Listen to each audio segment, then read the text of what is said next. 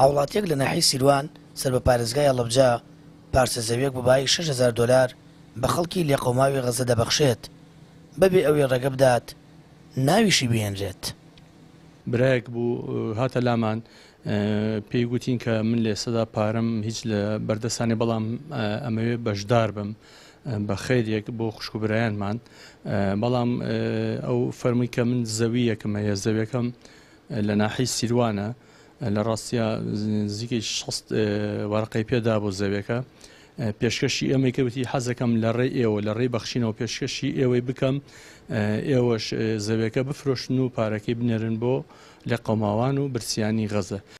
هەفتە بازاڕی بەهەش شتێکێکە لە هەفتە بازاڕە گەورە و ناسراوەکانی هەڵەبجە خاوەنەکەی قازانجی یەک مانگی هەفتە بازاڕەکەی بە کەمپینی با ناوەچوونی خەڵکی غەزە دەدات.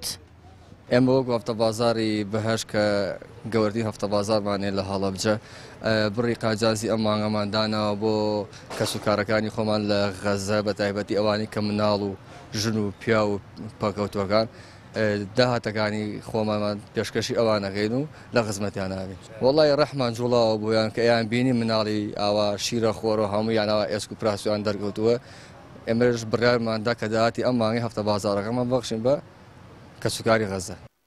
چەند ڕۆژێکە لە هەرێمی کوردستان دەزای خێرخوازی بەخشین هەڵمەتی کۆکردنەوەی هاوکاری دارایی بۆ خەڵکی کەرتی غەزەی فەڵەستین ڕاگەیاندووە.